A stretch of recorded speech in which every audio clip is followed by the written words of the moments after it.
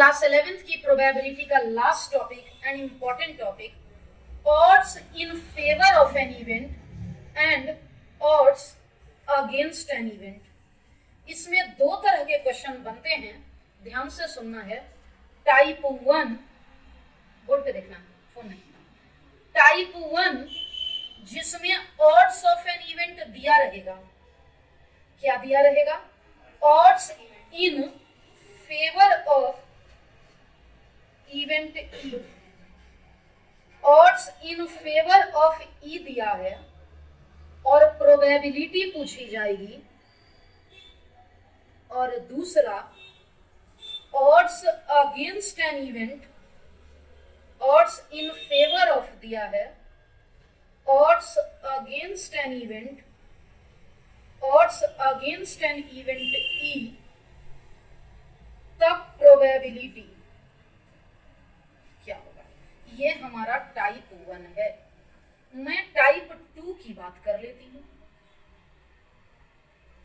अगर मैं टाइप 2 की बात करूं तो उल्टा, पिछली बार प्रोबेबिलिटी निकालना था, इस बार प्रोबेबिलिटी दिया हुआ है।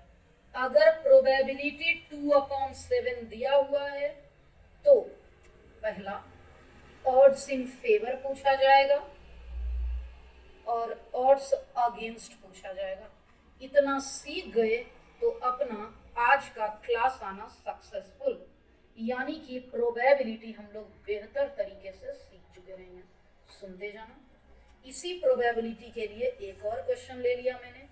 अगर प्रोबेबिलिटी 7/13 दिया है तो ये क्यों लिखा मैंने, तो ऑड्स अगेंस्ट ई क्या होगा?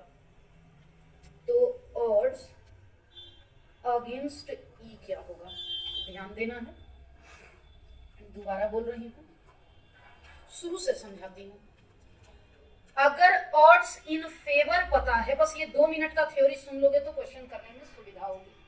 अगर ऑड्स इन फेवर पता है तो प्रोबेबिलिटी, ध्यान देना, जब भी प्रोबेबिलिटी पूछेगा ना, जब भी कभी प्रोबेबिलिटी पूछा जाए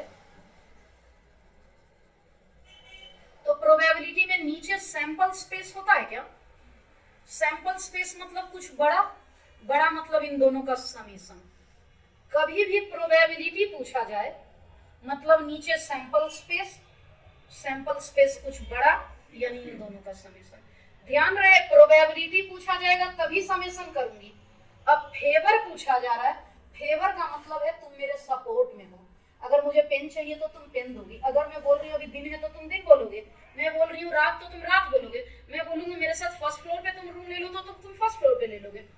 फेवर मतलब डायरेक्टली प्रोपोर्शनल।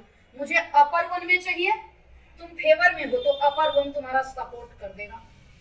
अगर तुम मेरे अगेंस्ट में हो, मैं बोलूंगी दिन है, तुम बोलोगे रात है। मैं बोलूंगी गर्मी है, तुम बोलोगे सर्दी है। मैं बोलूंगी फर्स्ट फ्लोर पे रूम लो, तुम बोलोगे नहीं मैं ग्राउंड फ्लोर पे लूंगा। तुम उल्टा करोगे। मुझे अपर 1 चाहिए, मुझे अपर 1 चाहिए, मैं लोअर 1 लूंगी। मुझे अपर 1 रूम चाहिए, तुम ये अपर 1 चाहिए, लोअर 1 लूंगी। क्लियर हो गया? इसका उल्टा, अगर प्रोबेबिलिटी चाहिए, अगर अगेंस्ट भी पूछा जाएगा तो फेवर ही निकालोगे। सुन लो कैसे, ध्यान देना कैसे। फेवर में है, फेवर में तुम क्या पढ़े थे? ऊपर का ऊपर से, ऊपर 2 है, ऊपर 2 है तो उसका ऊपर यानी 2 से। तुम फिर गलती कर दी। मैंने तुमको बताया कि प्लस पी होता है, प्रोबेबिलिटी में नीचे सैंपल स्पेस होता है। इन दोनों का +7 है, इसका और इसका +7 है। यहाँ क्या लिखूं? यहाँ क्या लिखूं? 5। और अगेंस्ट हमेशा इन दोनों का रेसिप्रोकल होता है। ऑड्स इन फेवर का रेसिप्रोकल ऑड्स अगेंस्ट होता है। क्लियर हो गया? क्लियर हो गया? एक बार और, अगेंस्ट पूछा है, मैं पहले फेवर निकालूंगी तभी उसका उल्टा निकाल पाऊंगी। मैं पहले फेवर निकालूंगी, odds favour of, odds in favour of E, odds in favour of. ऊपर का ऊपर लिख लेती हूँ, नीचे क्या लिखूं? प्रोबेबिलिटी हमेशा इन दोनों का सम होता है, 6। अगेंस्ट करना है, सीख गए। इसी को यूज करना है अगले 4 क्वेश्चन में। अभी तुरंत तुम पढ़े हो PE 4/7 है, पूछा है अगेंस्ट, मैं पहले फेवर निकालूंगी, कोई बता पाएगा? Odds in favour of E, सबसे पहले अपर 1 भरूंगी 4, नीचे ऐसा क्या लिखूं कि ये सैंपल स्पेस हो जाए, और पूछा था against secret odds against E 3/4।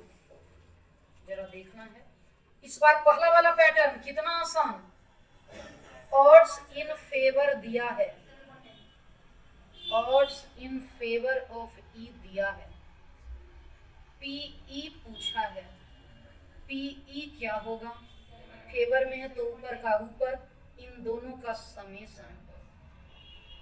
Clear हो गया? फिर in throw of 2 dice, 2 dice throw हो रहा है, sample space 36, find odds in favour and odds against, दोनों पूछा है। इवेंट, इवेंट क्या है, टोटल ऑफ 7, पहले E निकाल लो, गेटिंग टोटल ऑफ 7, तुम ऐसा बहुत बना चुके हो। टोटल ऑफ 7 का मतलब क्या हुआ, सम विद 7, इवेंट है हमारा टोटल ऑफ 7, सम विद 7, सम 7 मतलब 1 6 2 5 3 4 4 3 5 2 6 1, क्या 7 आ गया? अब प्रोबेबिलिटी बता दोगे तुम, 3 3 6 अपॉन 36, 6/36 को नहीं, मुझे इससे ये नहीं पूछा है, odds in favour and odds against, odds in favour of E, और दूसरा odds against E। Favour of E मतलब ऊपर का रिलेशन ऊपर से, और 5, और अगेंस्ट का मतलब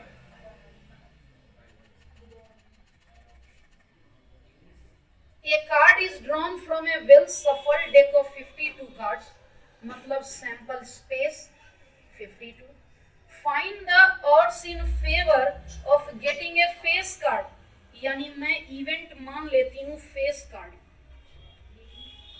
getting a face card, face card total कितना, फेस कार्ड टोटल कितना, बोलो, किंग क्वीन जैक, 3 इधर 3 इधर 3 इधर और 3 इधर, 3 card heart, 3 diamond, 3 spade, 3 club, 4 से कट कर दो, 4 3 जा 4 13 जा। अब पूछा है ऑड्स फेवर, पहला फेवर पूछा था, ऑड्स इन फेवर ऑफ, बता दो क्या होगा, 3/10। याद रखना दोनों को प्लस पी में शिफ्ट करते हैं, याद रखना। सेकेंड नंबर का इवेंट है गेटिंग स्पेड, दूसरा इवेंट दिया हुआ था गेटिंग स्पेड, एक बार तुम देख लो सेकेंड, ये रहा E2, odds against getting a spade, getting spade क्या हो जाएगा, प्रोबेबिलिटी ऑफ E2, स्पेड कितना होता है, by 52, 1/4। अब पूछा तो है अगेंस्ट, लेकिन निकालना पड़ेगा पहले odds in favour of E, favour 1, odds against E, 1/3 का 3/1। क्लियर हो गया? अब एक लास्ट क्वेश्चन, VVI 2 स्टार नहीं 3 स्टार लगा लो। 3 घोड़ा है, तीनों के जीतने का ऑड्स दिया हुआ है, odds in favour of H1 1/3। क्या तुम यहाँ से प्रोबेबिलिटी ऑफ H1 बता दोगे? Odds in favour of H2 1/4। क्या तुम प्रोबेबिलिटी ऑफ H2 बता सकोगे? बोर्ड पे देखना है और जवाब देना है। अगर odds in favour of H3 है 1/5, क्या तुम प्रोबेबिलिटी ऑफ x3 बता पाओगे? हाँ, फेवर है तो 1 का 1। प्रोबेबिलिटी पूछा है, नीचे दोनों का सम 1/1 + 4, 1/1 + 5. Find the probability that one of these horse will win. One of these horse will win. इसका मेरे पास 3 रास्ता है। 3, अगर एक मैसेज कर दिया अपना 3 घोड़ा गया है रेस में, मैसेज आया अपना 1 घोड़ा जीत गया, मतलब H1 जीता होगा, H2 और H3 हार गया होगा, या फिर H2 जीता होगा या फिर H3 जीता होगा, H1 H2 हार गया होगा। अब इसको मैं लिखूंगी H1, H2 बार के लिए क्या करूंगी? 1 माइनस, एक काम करूंगी मैं, अलग से H2 ही निकाल दूंगी। H2 बार, H3 बार, H1 बार। बहुत इंपॉर्टेंट क्वेश्चन है, 12th बोर्ड में पूछा हुआ क्वेश्चन है, इसलिए इसको बढ़िया से करा रही हूँ। 1 मिनट के बाद एसी फैन जो चाहेंगे सब चलेगा। H2 बार और ये H3। अब जवाब देते जाना है।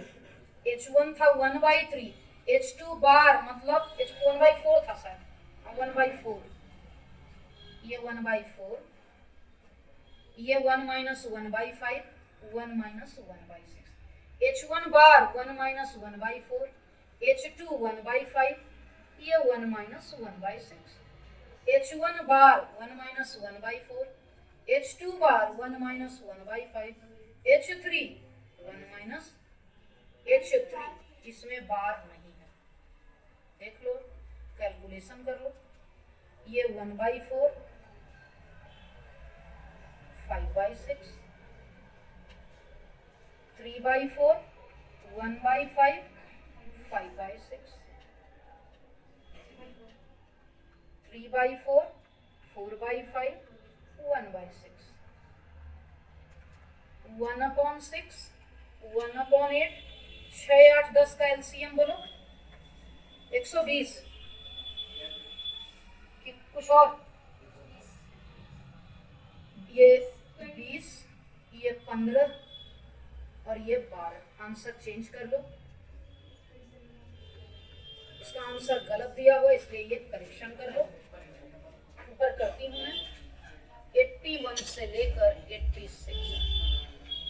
हाँ, ऊपर पूछ लो क्या पूछना है, सबसे ऊपर। हाँ, प्रोबेबिलिटी में मैं बताई थी NE/NS, सैंपल स्पेस मतलब कुछ बड़ा, बड़ा मतलब इन दोनों को जोड़ के, और फेवर में है तो ऊपर का ऊपर से। क्लियर हो गया? नीचे